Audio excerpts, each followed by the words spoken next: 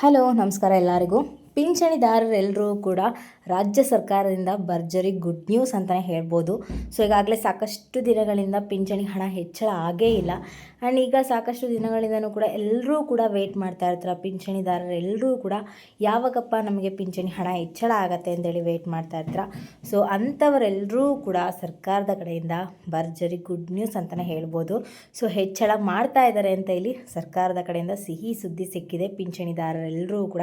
ಹಾಗಾದರೆ ಎಷ್ಟು ಹೆಚ್ಚಳ ಆಗತ್ತೆ, ಯಾವಾಗಿಂದ ಜಾರಿಗೆ ಬರುತ್ತೆ ಅನ್ನೋದನ್ನು ಸಂಪೂರ್ಣ ಮಾಹಿತಿ ತಿಳಿಸ್ಕೊಡ್ತೀನಿ. ಸೊ ಈಗಾಗಲೇ ಸಾಕಷ್ಟು ದಿನಗಳಿಂದ 2-3 ವೀಡಿಯೋಗಳಲ್ಲಿ ನಾನು ನಿಮಗೆ ಜುಲೈ ಮತ್ತು ಜೂನ್ ತಿಂಗಳ ಪಿಂಚಣಿ ಹಣದ ಬಗ್ಗೆ ಲೇಟೆಸ್ಟ್ ಅಪ್ಡೇಟ್ಸ್ ಹೇಳಿದರೂ ಕೂಡ ಮತ್ತೆ ಕಮೆಂಟ್ಗಳು ಹಾಕ್ತಾಯಿದ್ರ. ಸೊ ನಿಮ್ಮ ಕಮೆಂಟ್ಗಳಿಗೆ ನಾನು ಇವತ್ತಿನ ವೀಡಿಯೋದಲ್ಲಿ ಉತ್ತರವನ್ನು ಕೂಡ ಕೊಡ್ತೀನಿ. ಸೊ ಇವತ್ತಿನ ವೀಡಿಯೋ ಬಂದುಬಿಟ್ಟು ತುಂಬಾ ಇಂಟ್ರೆಸ್ಟಿಂಗ್ ಆಗಿರೋದ್ರಿಂದ ಫ್ರಮ್ ಬಿಗಿನಿಂಗಿಂದ ಎಂಡ್ವರೆಗೂ ವಾಚ್ ಮಾಡಿ ಪೂರ್ತಿಯಾಗಿ ಇನ್ಫಾರ್ಮೇಷನ್ ತಿಳ್ಕೊಳ್ಳಿ. ಹಾಗೆ ಹೊಸದಾಗಿ ಯಾರೆಲ್ಲ ನನ್ನ ಚಾನಲ್ಗೆ ವಿಸಿಟ್ ಮಾಡ್ತಾ ಇದ್ದೀರಾ ದಯವಿಟ್ಟು ನನ್ನ ಚಾನಲ್ಗೆ ಸಬ್ಸ್ಕ್ರೈಬ್ ಆಗೋದನ್ನು ಮರಿಬೇಡಿ. ಹಾಗೆ ತಪ್ಪದೆ ಈ ಒಂದು ವಿಡಿಯೋಗೆ ಲೈಕ್ ಮಾಡಿ, ಶೇರ್ ಮಾಡಿ, ಕಮೆಂಟ್ ಮಾಡಿ. ಇನ್ನು ತಡ ಮಾಡದೆ ಇವತ್ತಿನ ವಿಡಿಯೋನ ಸ್ಟಾರ್ಟ್ ಮಾಡೋಣ. ಮೊದಲನೇದಾಗಿ ಬಂದುಬಿಟ್ಟು ಕಮೆಂಟ್ಗಳು ಹಾಕಿರೋವಂಥವ್ರಿಗೆ ಕ್ಲಾರಿಫೈ ಮಾಡಿಬಿಡ್ತೀನಿ. ಅಲ್ಲಿ ಆಲ್ಮೋಸ್ಟ್ ಬಂದಿರೋಂಥ ಕಮೆಂಟ್ ಏನಪ್ಪ ಅಂತಂದರೆ, ನಮಗೆ 3 ಮಂತ್ಸಿಂದ ಕಂಟಿನ್ಯೂಸ್ ಆಗಿ ಪಿಂಚಣಿ ಹಣ ಬಂದಿಲ್ಲ ಅಂತ ಇಲ್ಲಿ ಕಂಟಿನ್ಯೂಸ್ ಆಗಿ ಕಮೆಂಟ್ಗಳು ಬಂದಿರೋವಂಥದ್ದು. ಸೊ ಅಲ್ಲಿ ಕಮೆಂಟ್ಗಳು ನೋಡಿದಾಗ ನಾನು ಪ್ರತಿ ಬಾರಿ ಕೂಡ ಹೇಳ್ತಾ ಇರ್ತೀನಿ, ಸೊ ವಿಡಿಯೋನ ಫ್ರಮ್ ಬಿಗಿನಿಂಗಿಂದ ಎಂಡ್ವರೆಗೂ ವಾಚ್ ಮಾಡಿದ್ರೇ ನಿಮಗೆ ಪೂರ್ತಿಯಾಗಿ ಇನ್ಫಾರ್ಮೇಷನ್ ಗೊತ್ತಾಗುವಂಥದ್ದು, ನಿಮ್ಮ ಪ್ರಶ್ನೆಗಳಿಗೆ ಉತ್ತರ ಕೂಡ ಸಿಗುವಂಥದ್ದು. ಬಟ್ ನೀವು ಪೂರ್ತಿಯಾಗಿ ಇನ್ಫಾರ್ಮೇಷನ್ನ ತಿಳ್ಕೊಳ್ಳದೆ ಹಾಗೆ ಮೆಸೇಜ್ಗಳನ್ನ ಮಾಡ್ತಾ ಇರ್ತೀರ. ಸೊ ನಾನು ಹೇಳಿದ್ದೀನಲ್ಲಿ ನಿಮಗೆ ಒಂದೆರಡು ದಿನ ಕಂಟಿನ್ಯೂಸ್ ಆಗಿ ಬಂದುಬಿಟ್ಟು 3ನೇ ದಿನ ಬಂದಿಲ್ಲ, ಅಥವಾ ಫಸ್ಟ್ ಒನ್ ಡೇ ಅಂದರೆ ನಿಮಗೇನೀಗ ಏಪ್ರಿಲ್ ತಿಂಗಳ ಪಿಂಚಣಿ ಹಣ ಬಂದಿಲ್ಲ, ಆದರೆ ನಿಮಗೆ ಮೇ ಮತ್ತು ಜೂನ್ ತಿಂಗಳ ಪಿಂಚಣಿ ಹಣ ಬಂತು ಅಂದರೆ ಗಾಬರಿ ಪಡೋ ಅಗತ್ಯ ಇಲ್ಲ. ನಿಮಗೆ ಸರ್ಕಾರದ ಕಡೆಯಿಂದ ಏನೋ ಮಿಸ್ಟೇಕ್ ಆಗಿರುತ್ತೆ, ಅಥವಾ ಟೆಕ್ನಿಕಲ್ ಇಶ್ಯೂಸ್ ಆಗಿರುತ್ತೆ, ಅಥವಾ ಏನೋ ಒಂದು ಸಮಸ್ಯೆ ಅಂತೂ ಆಗಿರುತ್ತೆ. ಸೊ ತಡವಾಗಿ ಬರುತ್ತೆ, ವೇಟ್ ಮಾಡಿ ಅಂತ ನಾನು ಕ್ಲಾರಿಫಿಕೇಷನ್ ಕಳೆದ ವೀಡಿಯೋದಲ್ಲಿ ಕೊಟ್ಟಿದ್ದೀನಿ. ಸೊ ಆದರೂ ಕೂಡ ನೀವು ಕಮೆಂಟ್ಗಳು ಹಾಕ್ತಾ ಇದ್ರ. ಸೊ ಇನ್ನೂ ಕೆಲವರು ಏನು ಹೇಳ್ತಾ ಇದ್ದಾರೆ, ಕಂಟಿನ್ಯೂಸ್ ಆಗಿ ನಮಗೆ 3 ತಿಂಗಳ ಹಣ ಬಂದಿಲ್ಲ ಅಂತ ಹೇಳ್ತಾ ಇದ್ದಾರೆ. ಸೊ ನೀವೆಲ್ಲ ಏನು ಮಾಡಬೇಕು, ನಿಮ್ಮ ಹತ್ತಿರದಲ್ಲಿರುವಂಥ ಪಿಂಚಣಿ ಇಲಾಖೆಗೆ ಭೇಟಿ ಕೊಟ್ಟು ನಿಮ್ಗೆ ಈ ಥರ 3 ತಿಂಗಳಿಂದ ಕಂಟಿನ್ಯೂಸ್ ಆಗಿ ಹಣ ಬಂದಿಲ್ಲ, ಸೊ ನಮಗೇನು ಸಮಸ್ಯೆ ಆಗಿದೆ ಅಂತೇಳಿ ನೀವು ಅಲ್ಲಿ ಇನ್ಫಾರ್ಮೇಷನ್ನ ಕಲೆಕ್ಟ್ ಮಾಡ್ಕೋಬೇಕಾಗತ್ತೆ. ಸೊ ಸಾಕಷ್ಟು ವೀಡಿಯೋಗಳಲ್ಲಿ ನಾನು ಇದ್ರ ಬಗ್ಗೆ ಕ್ಲಾರಿಫಿಕೇಷನ್ ಕೊಟ್ಟಿದ್ದೀನಿ. ಸೊ ನಿಮಗೆ 3-4 ತಿಂಗಳಿಂದ ಹಣ ಬಂದಿಲ್ಲ ಅಂದರೆ ದಯವಿಟ್ಟು ಪಿಂಚಣಿ ಇಲಾಖೆಗೆ ಭೇಟಿ ಕೊಡಿ. ಕಾರಣ ಕೂಡ ಹೇಳಿದ್ದೀನಿ, ಸಾಕಷ್ಟು ಪಿಂಚಣಿ ದರನ ಪರಿಷ್ಕರಣೆ ಮಾಡ್ತಾ ಇದ್ದಾರೆ. ತುಂಬ ಜನನ ಅಂದರೆ ಹೆಚ್ಚು ಕಮ್ಮಿ ಅಂದರೆ ಒಂದು 15 ಲಕ್ಷಕ್ಕಿಂತ ಹೆಚ್ಚು ಪಿಂಚಣಿ ದರನ ಪಿಂಚಣಿ ಇಲಾಖೆಯಿಂದ ತೆಗೆದಿದ್ದಾರೆ. ಸೊ ಹಾಗಾಗಿಬಿಟ್ಟು ಆ ಒಂದು ಲೀಸ್ಟಲ್ಲಿ ನಿಮ್ಮ ಹೆಸರು ಇದೆಯಾ ಇಲ್ವಾ ಅಂತೇಳಿ ನೀವು ತಿಳ್ಕೊಳ್ಳೋದು ತುಂಬ ಮುಖ್ಯ ಆಗುತ್ತೆ. ಸೊ ನಾವು ಹಾಕುವಂಥ ವೀಡಿಯೋಗಳಿಗೆ ಕಮೆಂಟ್ಗಳು ಹಾಕ್ತಾ ಇರ್ತೀರಾ. ಸೊ ಅದನ್ನು ಬದಲು ಪೂರ್ತಿಯಾಗಿ ವೀಡಿಯೋ ನೋಡಿ ಏನು ಹೇಳಿರ್ತೀವಿ ಅಂದ್ರ ಮೇಲೆ ಅಂದರೆ ಸ್ವಲ್ಪ ಅದನ್ನು ತಲೆಯಲ್ಲಿ ಇಟ್ಕೊಂಡು ಅದನ್ನು ನೀವು ಫಾಲೋ ಮಾಡಬೇಕಾಗತ್ತೆ. ಸೊ ಫಾಲೋ ಮಾಡಿದ್ರೆ ನಿಮ್ಮ ಸಮಸ್ಯೆಗಳಿಗೆ ಪರಿಹಾರ ಆಗುವಂಥದ್ದು. ಸೊ ಪ್ರತಿ ಬಾರಿ ನಾವು ವೀಡಿಯೋ ಮಾಡ್ತಾ ಇರ್ತೀವಿ, ನೀವು ಬಂದುಬಿಟ್ಟು ಕಮೆಂಟ್ಗಳು ಹಾಕೋದ್ರಿಂದ ನಿಮ್ಮ ಸಮಸ್ಯೆ ಬಗೆಹರಿಯೋಲ್ಲ. ಸೊ ಆದಷ್ಟು ನೀವು ಪಿಂಚಣಿ ಇಲಾಖೆಗೆ ಭೇಟಿ ಕೊಟ್ಟು ನಿಮ್ಮ ಒಂದು ಸಮಸ್ಯೆ, ನಿಮ್ಗೆ ಈ ಥರ ಏನು 3 ತಿಂಗಳಿಂದ ಹಣ ಬಂದಿಲ್ಲ ಅಥವಾ 4 ತಿಂಗಳಿಂದ ಹಣ ಬಂದಿಲ್ಲ ಅನ್ನೋಂಥವ್ರು ಯಾರಿದ್ರೆ ಸೊ ದಯವಿಟ್ಟು ಹೋಗ್ಬಿಟ್ಟು ಪಿಂಚಣಿ ಇಲಾಖೆಗೆ ಭೇಟಿ ಕೊಟ್ಟು ಅಲ್ಲಿ ನಿಮ್ಮ ಸಮಸ್ಯೆಗಳನ್ನ ಹೇಳಿ ಅವ್ರು ನಿಮಗೆ ಪರಿಹಾರ ಕೊಡ್ತಾರೆ. ಅಥವಾ ಪರಿಷ್ಕರಣೆ ನಿಮ್ಮ ಒಂದು ಪಿಂಚಣಿಯಿಂದನೂ ಕೂಡ ತೆಗ್ದಿದ್ದಾರಾ ಇಲ್ವಾ ಅನ್ನೋ ಒಂದು ಲೀಸ್ಟಲ್ಲೂ ಕೂಡ, ಅಂದರೆ ಆ ಒಂದು ಲೀಸ್ಟಲ್ಲಿ ನಿಮ್ಮ ಹೆಸರು ಇದೆಯಾ ಇಲ್ವಾ ಅನ್ನೋದು ಕೂಡ ಅವರು ಕ್ಲಾರಿಫಿಕೇಷನ್ ಕೊಡ್ತಾರೆ. ಸೊ ಎಲ್ಲ ಕರೆಕ್ಟ್ ಆಗಿತ್ತು ಅಂದರೆ ಗಾಬರಿ ಪಡೋ ಅಗತ್ಯ ಇಲ್ಲ. ಇಲ್ಲಿ ಸರ್ಕಾರದ ಕಡೆಯಿಂದ ಸ್ವಲ್ಪ ತಡವಾಗಿ ಹಣ ಬರುತ್ತೆ ಅಷ್ಟೇ, ಬಟ್ ಖಂಡಿತವಾಗ್ಲೂ ಕೂಡ ಹಣ ಬರುತ್ತೆ.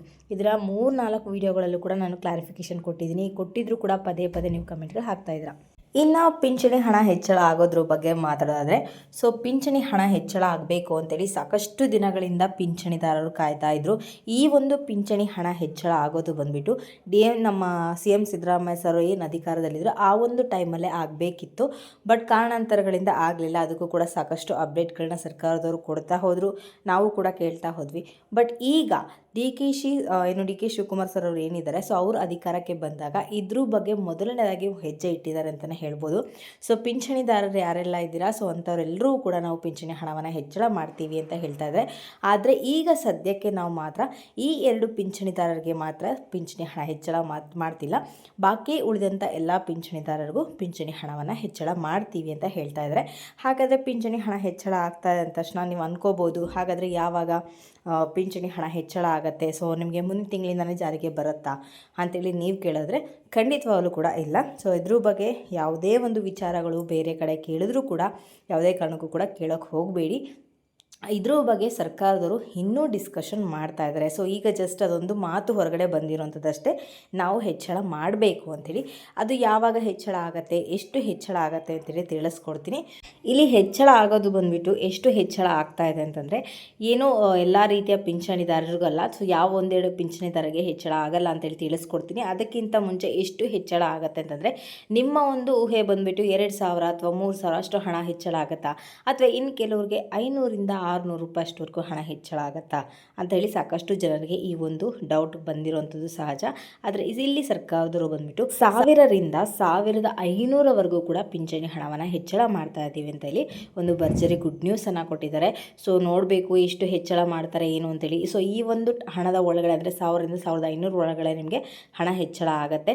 ಸೊ ಇವ್ರಿಗೆ ಇಷ್ಟೇ ಪರ್ಟಿಕ್ಯುಲರ್ ಆಗಿ ಅಥವಾ ಎಲ್ರಿಗೂ ಒಂದೇ ರೀತಿಯ ಒಂದು ಪಿಂಚಣಿ ಹಣ ಹೆಚ್ಚಳ ಆಗೋದಿಲ್ಲ. ಸೊ ಅವ್ರಿಗೆ ಏನು ಬರುತ್ತೆ ಅದ್ರ ಮೇಲೆ ಡಿಪೆಂಡ್ ಆಗಿ 1,000ರಿಂದ 1,500ವರೆಗೂ ಹಣ ಹೆಚ್ಚಳ ಆಗುವಂಥದ್ದಷ್ಟೇ. ಸೊ ಜಾಸ್ತಿ ಏನು ಹೆಚ್ಚಳ ಆಗಲ್ಲ.